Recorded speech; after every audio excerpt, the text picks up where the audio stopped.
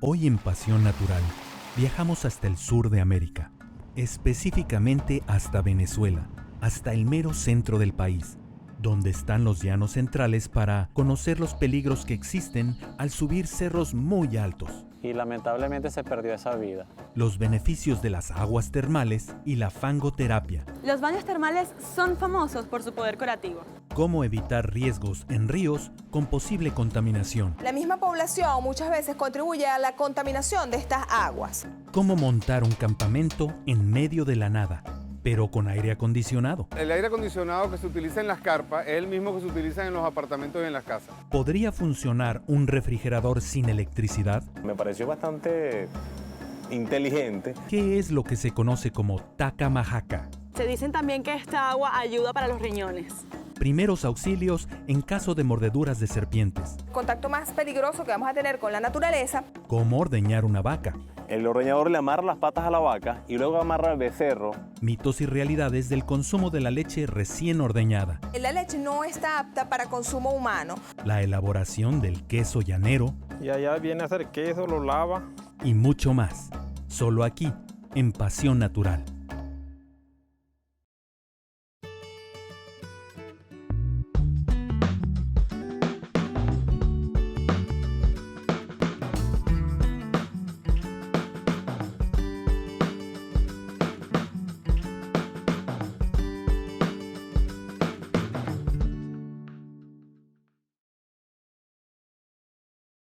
El estado Guárico de Venezuela es prácticamente la puerta de entrada a los llanos centrales. Zona cálida, hospitalaria, heroica y trabajadora. Su capital, San Juan de los Morros, empezó a poblarse a partir del siglo XVI. Entre sus platos típicos se encuentran la cachapa, el pabellón criollo y las arepas. En la lengua de la nación caribe, Guárico significa cacique. La cordillera montañosa interna del litoral y una serie de pequeñas formaciones o cerros le dan a la ciudad la característica de un valle. Prevalecen unas espectaculares montañas con un singular aspecto que dan origen a parte del nombre de la ciudad y que a su vez es su principal atractivo, Los Morros, conocido también como Monumento Nacional Arístides Rojas. Tiene una amplitud de 2.795 hectáreas alrededor. Está a una altura aproximadamente de 1.060 metros sobre el nivel del mar. Está constituido más que todo por arrecife de coral, el cual se produjo hace 80 millones de años de antigüedad aproximadamente. Pues te confieso que cuando llegué y vi lo grande y rocoso de Los Morros, la verdad me impresionó muchísimo. Pero también me asusté un poquito al saber que íbamos a subir hasta el faro. Pero bueno, me animé porque la verdad que la sensación que uno tiene cuando está allá arriba, viendo todo lo hermoso que te ofrece la naturaleza es maravilloso. Y además uno aprovecha y hace ejercicio para las piernas. Los originarios de aquí llamaron en su lengua nativa al morro más alto Paurario y al morro más pequeño Tucunuma.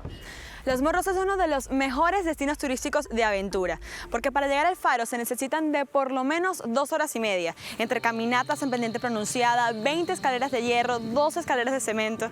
Pero cuando uno llega a la cima, puede observar la extensión de San Juan de los Morros, los llanos centrales y ciudades importantes como Maracay y el lago de Valencia.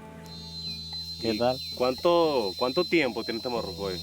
Uy, mira, ellos viven muchísimos años, hasta 100 años. Ellos viven muchísimos días. A medida que van creciendo, estas marcas que ves acá a la orilla van pasando a la parte superior y van sumándole años, más o menos para tener una idea de la edad de cada uno. ¿De qué se alimentan ellos? Ellos son herbívoros, plantas, pequeños retoños y algunos insectos que consiguen, hormigas y otras cosas.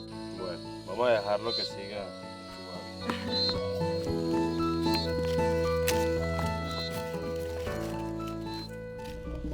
Hay que estar muy pendiente que para mantener las condiciones agradables en excursiones y paseos por montañas, se deben tomar los consejos necesarios para lograr una exitosa y divertida escalada, ya que los peligros y riesgos podrían ser mortales. Para asistir allá hay que tener previsiones y contar por lo menos con un guía que te lleve, porque ahí el camino es de difícil acceso. Y ahí han ocurrido accidentes graves, lógico graves, porque han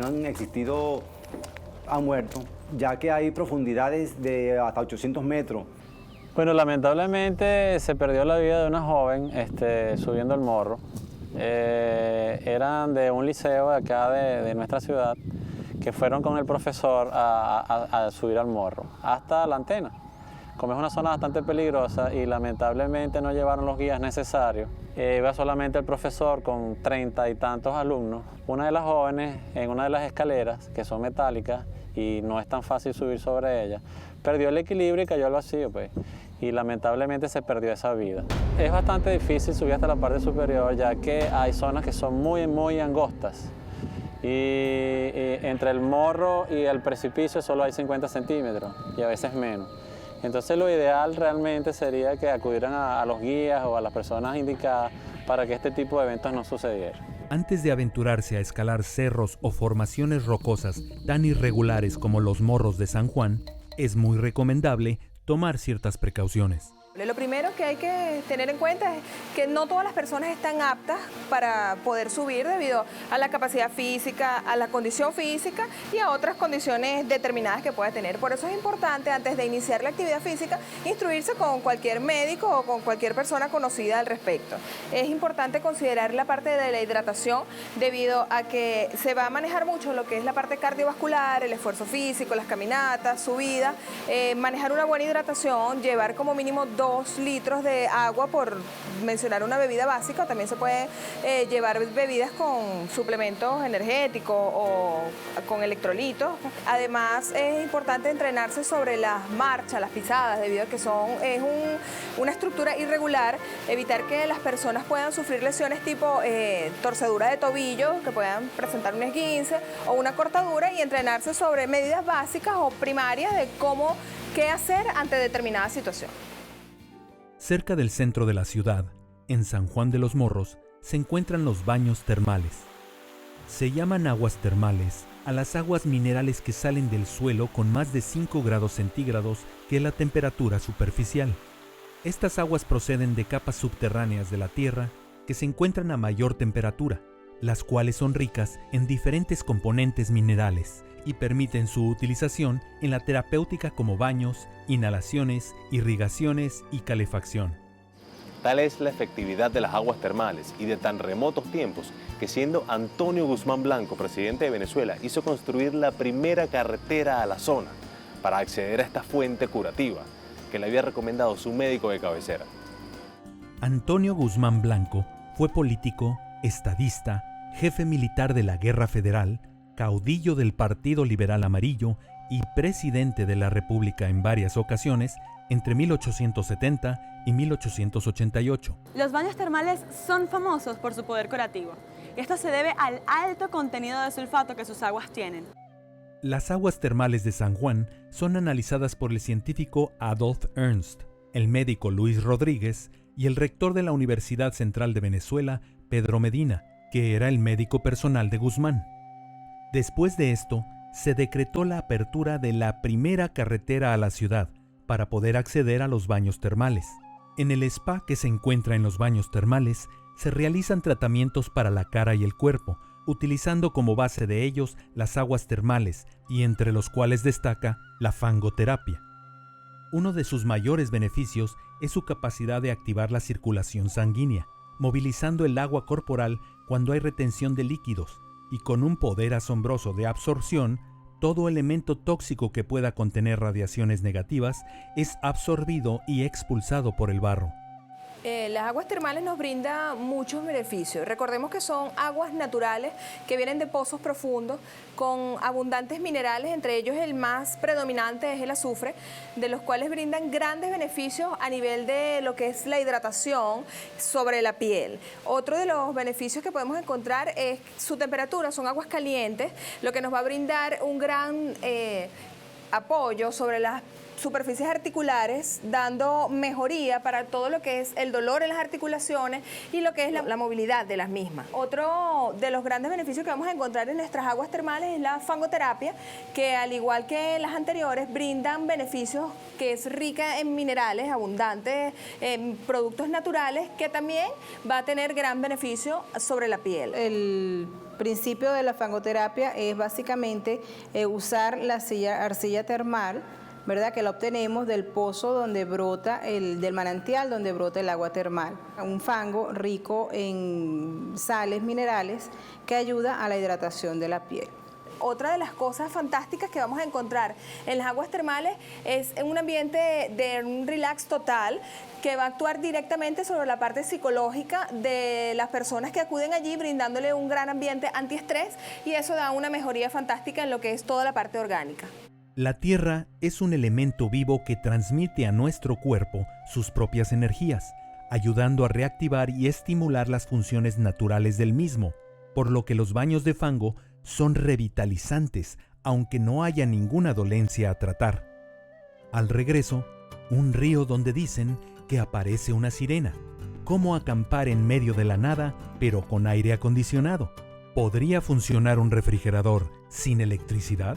¿Qué es lo que se conoce como tacamajaca? Primeros auxilios en casos de mordeduras de serpientes. Ya regresamos.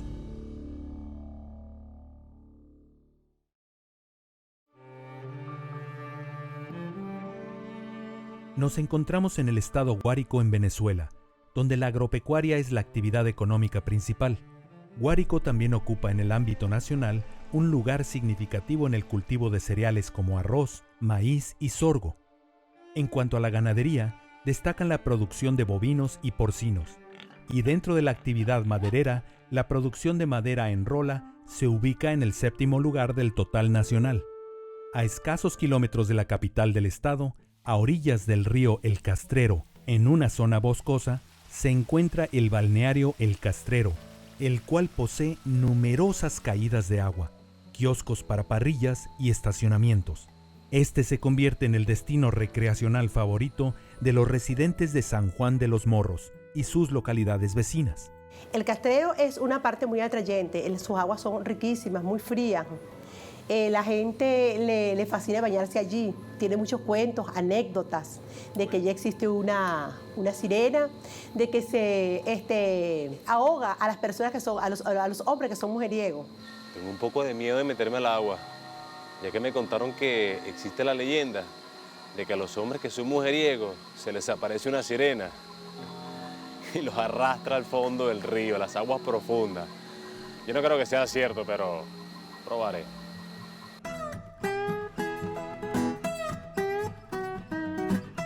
Yo no vi ninguna sirena, así que, pues la leyenda no es del todo cierta, pues definitivamente no soy un mujeriego.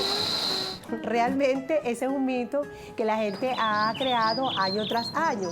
Claro, tiene sus porqués, la gente se ahoga allí. Primero el abuso, al ingerir licor, se meten como locos al pozo, y esto tiene como una resaca.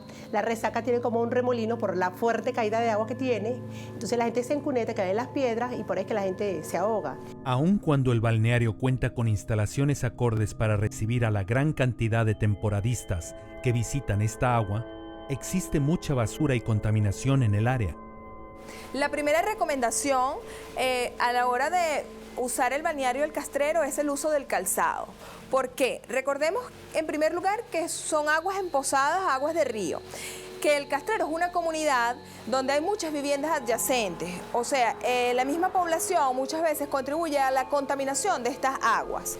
Esto hace que habiten en estas mismas unos parásitos que no los vamos a ver a simple vista, pero que cuando las personas entran descalzas, ellas penetran a través de las plantas del pie dentro del organismo y hacen lo que es su ciclo evolutivo y así desarrollan la enfermedad. Por eso es que esto se evita simplemente con el uso del calzado. Otra recomendación es que estas aguas no son para consumo humano, o sea, evitemos ingerirlas.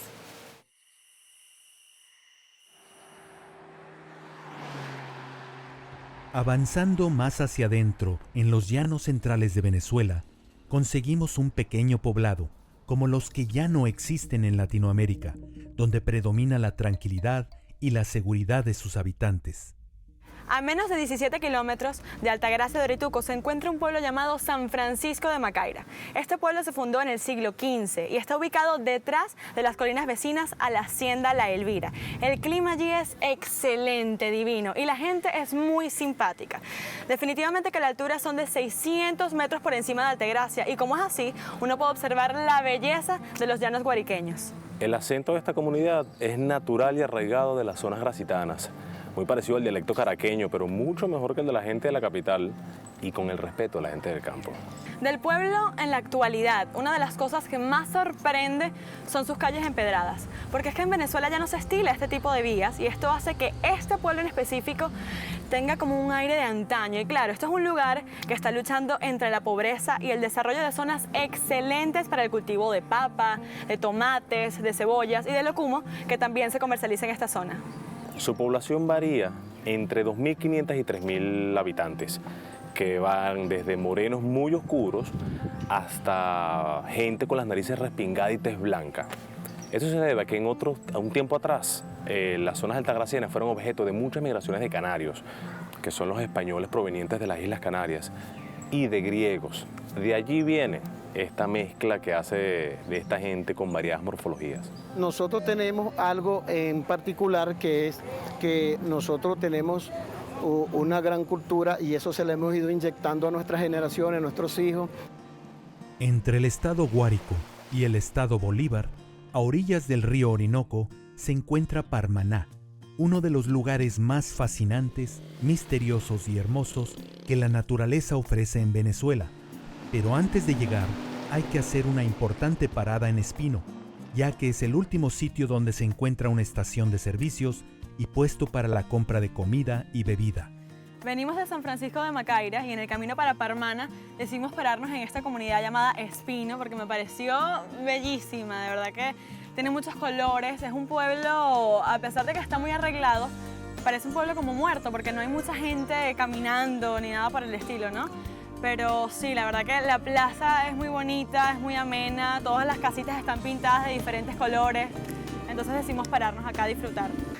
Esta estación, que es la última que encontramos de aquí hacia la vía de Parmana, es donde tú tienes que proveerte de gasolina, ya que de aquí a allá no hay ninguna estación de servicio. Podrás conseguir casas que vendan en tambores gasolina, que te pondrán a vender por cuñete para que tú llenes, pero no hay nunca seguridad, ya que ellos no saben cuándo se les gasta o cuándo no se les gasta, pues. Entonces tienes que ir con seguridad ya de una vez de Espino. Que si el litro aquí cuesta 90 bolívares, el cuñete que viene saliendo 18 litros te salen 5.000 bolívares. Entonces tú el costo vendría a ser como 700, son 7, 8 veces el precio real de lo que cuesta normalmente en la bomba, pues. Estoy emocionadísima porque vamos directo a Parmana, nos vamos a quedar en carpa cerca del río Orinoco. Primera vez que me quedo en carpa y estoy nerviosa porque no tengo ni idea de cómo es eso, pero bueno, vamos a ver. Tienes que tomar en cuenta que si vas para Parmana tienes que llevar repelente porque de noche a golpe de 5 o 6 de la tarde empiezan los mosquitos. Tienes que llevar agua en abundancia porque el sol del día es bastante fuerte y ahorita que estamos en verano sobre todo eso. Agarras tú, después que salgas de estación de servicio, esa carretera que te conduce de Espino hacia Parmana, aproximadamente son 2 horas de carretera, es como 70-75 kilómetros. Antes de tú llegar a Parmana, tú vas a encontrar los hileros de Parmana, un sitio donde tú puedes llegar a acampar.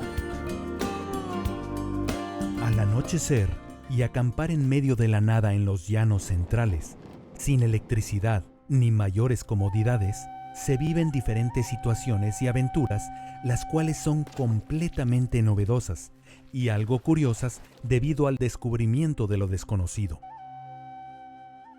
Vamos a pasar la noche aquí en Parmana, en una finca que se llama Bajo Hondo, que por cierto el dueño murió unos meses atrás a los 108 años de edad, lo que nos hizo pensar que esa longevidad se debe a aquí la vida, hay menos estrés, las rutinas de alimentación son distintas a las de una ciudad grande.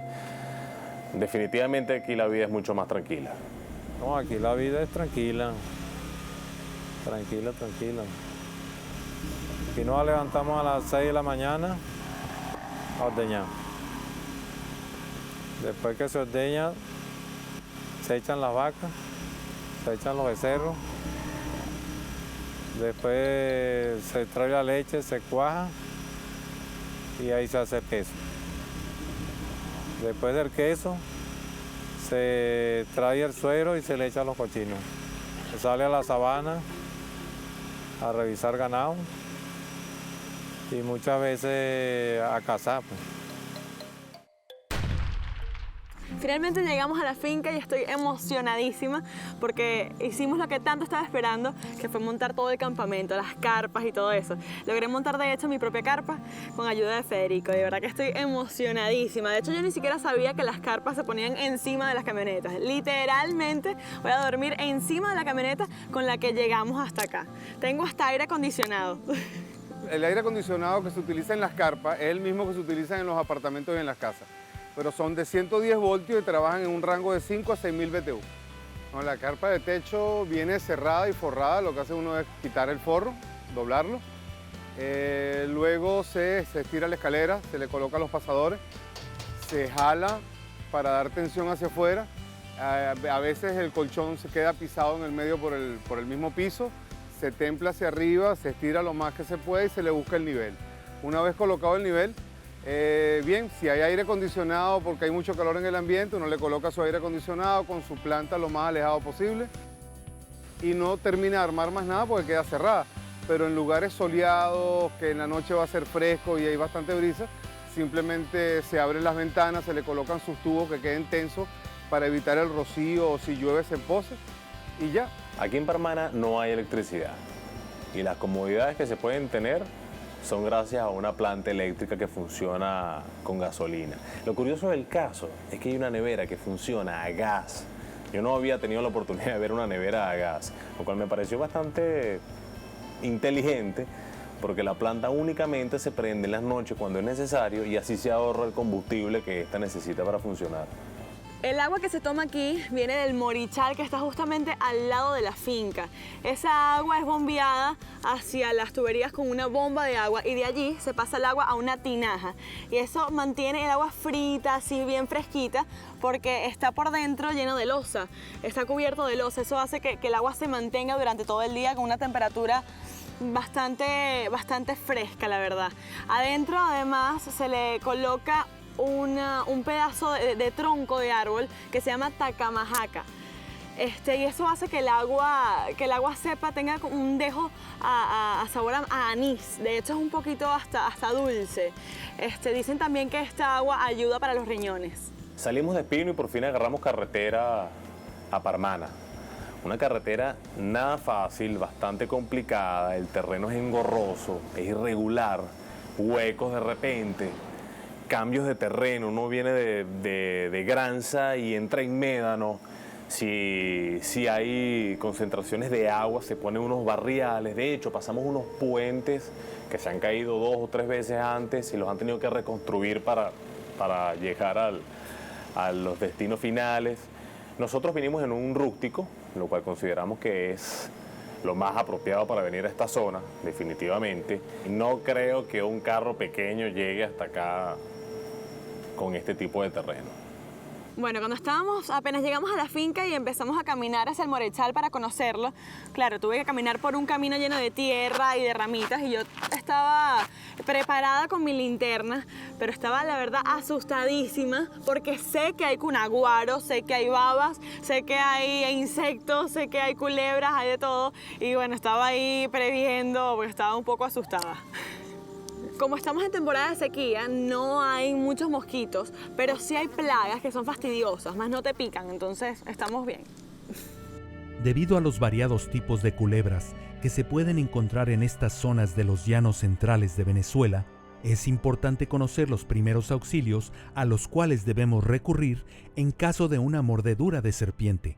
Es un parque que está sumamente alejado de la ciudad o del poblado, que además no cuenta con una medicatura, por lo que es importante tener consideraciones generales, como por ejemplo, al estar en contacto con una serpiente, que es el animal más peligroso o el contacto más peligroso que vamos a tener con la naturaleza, considerar que estas son venenosas o podrían ser venenosas. Las medidas generales son el uso del torniquete, justamente por inmediatamente por encima de la superficie en la cual la serpiente haya mordido, para evitar que el flujo sanguíneo suba y circule por todo el organismo. Además, mantener la calma, porque al aumentar los latidos del corazón hace que la sangre circule de manera más acelerada y hace que el veneno de la serpiente se suministre por todo el cuerpo de una manera más acelerada, y esto lo tenemos que evitar. Además, hay otra técnica con la que hay que tener mucho cuidado, que es la succión del veneno por otro ser humano, que consiste en, con la misma boca, succionar en la zona en la cual la serpiente mordió y escupir, teniendo mucho cuidado de no tragárselo. Al llegar a la finca, el señor Edgar y unos compañeros de él, habitantes de la zona, habían lanzado un chinchorro en el Morichal para hacer una colecta de peces, bueno, para la cena. Ahí logramos conseguir unas picúas, unos coporos. También tuvimos la oportunidad de montarnos en una curiara y arponear otro tipo de peces, en este caso unos pavones, que después nos los comimos en la cena.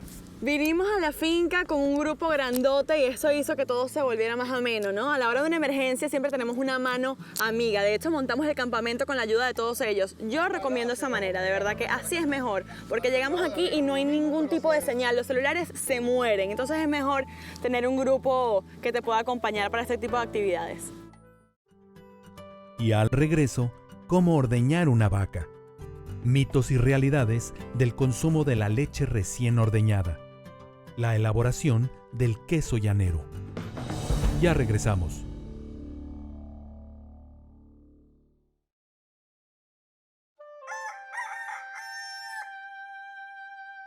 Amanecer con la frescura que ofrece el llano, entre árboles cargados de hermosos frutos como el mango y las ciruelas.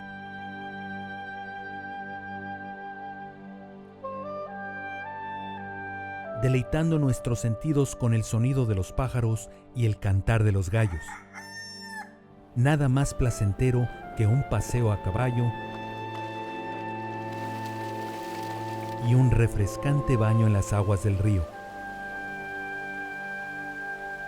Luego, para continuar la rutina llanera, nada como obtener leche fresca de las vacas para preparar el famoso queso llanero. Nos levantamos temprano en la mañana para ver el proceso del ordeño. Es bastante interesante cómo el ordeñador se acerca al corral donde están las vacas y va a buscar a los becerros encerrados desde la tarde anterior en un corral vecino y va llamando al becerro por el nombre de la vaca para que se identifique. Por ejemplo, Petrolera, Petrolera, y va llamando. El becerro identifica el llamado y va hacia su vaca.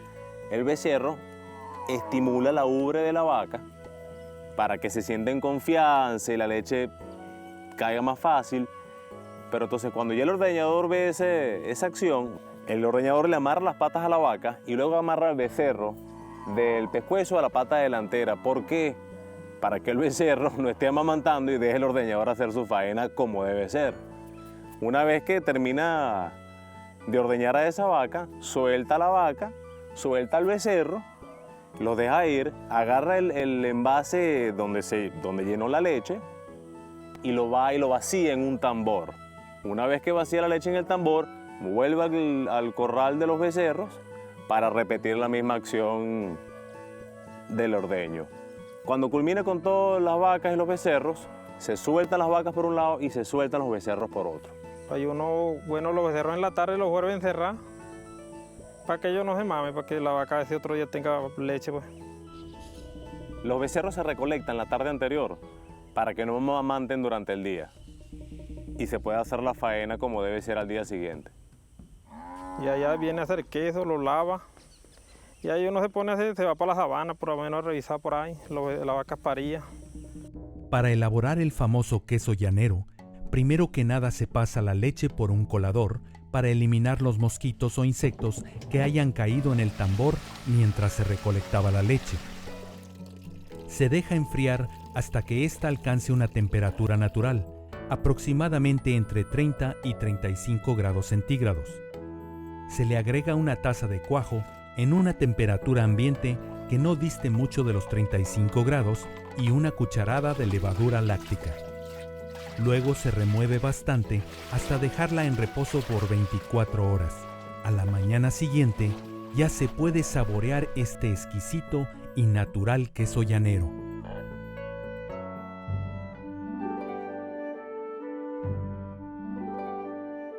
Los paisajes son realmente hermosos. Sus rasgos físicos corresponden a paisajes de sabana, con hileros de agua cristalina y tibia, en donde en temporadas vacacionales confluye mucha cantidad de gente de todas partes del país para disfrutar de esta maravilla natural. Majestuoso y misterioso es el estado Guárico, el cual cuenta con balnearios, morros, montañas, llanuras que conforman hermosos paisajes, que muestran cuadros reales que ni el pintor más inspirado podría nunca reflejar con exactitud. Variada flora y fauna, y el contacto directo con la naturaleza, que te regala aquel sonido del silencio de la paz y la tranquilidad, que no todos los lugares pueden llegar a ofrecer.